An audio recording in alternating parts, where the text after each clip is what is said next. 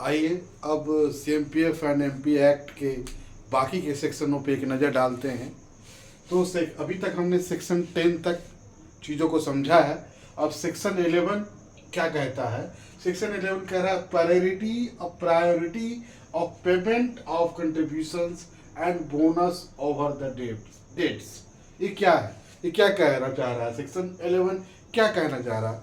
तो ये कहना चाह रहा है कि कोई भी एम्प्लॉयर जिसके पास कंट्रीब्यूशन ड्यू है, पर अगर वो इंसॉल्वेंस कर दिया जाता है या वो देने में असमर्थ है, तो जो डेट की जो काउंट होगा उसमें डेट में इसको प्रायोरिटी दी जाएगी। इट मीन्स कि जो भी कंट्रीब्यूशन ड्यू है उसको प्रायोरिटी दी जाएगी। अगर कंपनी दिवालिया हो जाती है तो भी वो कंट्रीब्यूशन जो दिया जाना है तो वो उसके डेट में इसको प्रायोरिटी दी जाएगी, जो सेक्शन 11 कह रहा है। सेक्शन 11 ये क्या कहता है? Protection for acts done in good faith. मतलब क्या कहना चाह रहा है? ये एक प्रोटेक्शन है ऐसे लोगों के लिए जो इस एक्ट और इसकी जो स्कीम्स हैं उसके सही रूप से संचालन में काम कर रहा है। तो कह रहा है कि जो भी इस एक्ट या स्कीम के सही संचालन में कर रहा है ऐसे लोगों को प्रोटेक्शन दी जाएगी। प्रोटेक्शन किस तरह से दी जाएगी? तो उनके खिलाफ ना कोई सूट होगा, ना लीगल प्रोसीडिंग्स चलाया जाएगा अगर उस एक्ट के प्रोविजंस को लागू करने के लिए या स्कीम के प्रोविजन को लागू करने के लिए काम कर रहे हैं। तो ये कहता है सेक्शन 11A। सेक्शन 11B ये क्या कहता है? Power to remove difficulties. मतलब क्या हुआ? मतलब ये हुआ कि पावर टू रिमूव डिफिकल्टीज। किसका डिफिकल्टी? तो ये डिफिकल्टी वो है कि किसी भी एक्ट का जो ऐसे कोई प्रोविजंस है जिसको लागू किए जाने में समय के अनुसार कोई अगर प्रॉब्लम हो रही है तो central government by gazette notification उस डिफ़िकल्टी को दूर कर सकती है। वो उसको अमेंडमेंट कर सकती है, वो सुधार कर सकती है, या उसके बारे में उसकी विस्तार से उसकी बात कही जा सकती है, जिससे कि जो प्रॉब्लम इस एक्ट के प्रोविज़न को लागू किए जाने में हो रही है वो दूर हो जाए। तो ये कहता है सेक्शन 11B। सेक्शन 11C ये कहता है power to exempt. Exempt means क्या एग्जेम्प्ट करना है, किसको एग्जेम्प्ट करना है? तो पावर टू एग्जेम्प्ट हुआ जिसमें इसकी हम ये जान रहे हैं कि इस स्कीम के अलावा इसके साथ कुछ इंश्योरेंस स्कीम भी चल सकती है।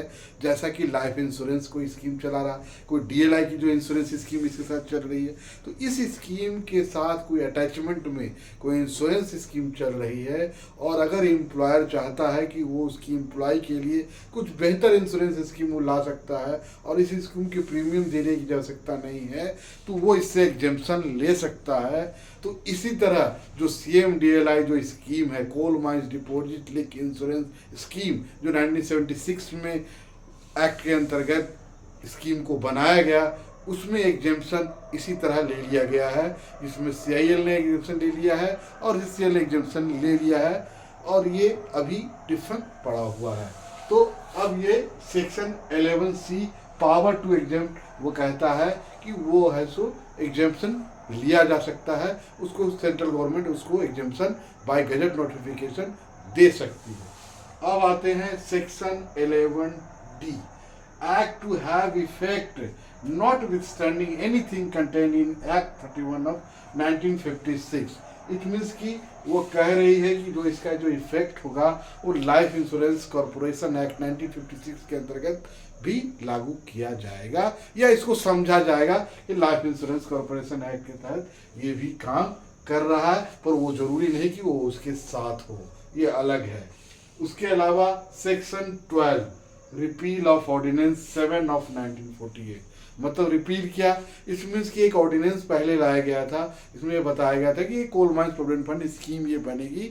उसी को जब ये एक्ट जब पब्लिश हुआ 3 सितंबर 1948 को, जब ये एक्ट 46 ऑफ 1948 जो एक पार्लियामेंट से पास हुआ, उसके बाद इस चीज़ को ऑर्डिनेंस को ख़त्म कर दिया गया है। और ये टोटल सेक्शंस है हमारे CMPF एंड MP एक्ट में, मतलब सेक्शन 1 से हम चलें तो सेक्शन 11 सेक्शन 12 तक ये टोटल सेक्शन हमारे CMPF एंड MP एक्ट में है। इसके अलावा 4 शेड्यूल्स की भी चर्चा की गई है। ये 4 शेड्यूल्स कौन है?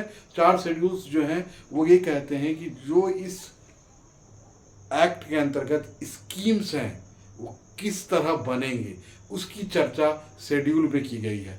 तो जो पहला शेड्यूल है, जो section 3 coal mines provident fund scheme के बनाने की बात करता है, वो कैसे बनेगा इसकी चर्चा फर्स्ट शेड्यूल पे की गई है। कोल माइंस पेंशन स्कीम जो सेक्शन 3E5 है वो कैसे बनेगा उसकी चर्चा सेकेंड शेड्यूल में की गई है। थर्ड शेड्यूल में किसकी बात की गई है? Coal mines deposit link insurance scheme की बात की गई है कि उससे रिलेटेड प्रोविजंस जो होंगे वो स्कीम में कैसे होंगे, इसकी चर्चा थर्ड शेड्यूल में की गई है। और फोर्थ शेड्यूल में चर्चा की गई है कोल माइंस बोनस स्कीम की। तो इस तरह से ये 12 एक्ट के सेक्शंस हैं इस एक्ट के, और 4 शेड्यूल्स हैं।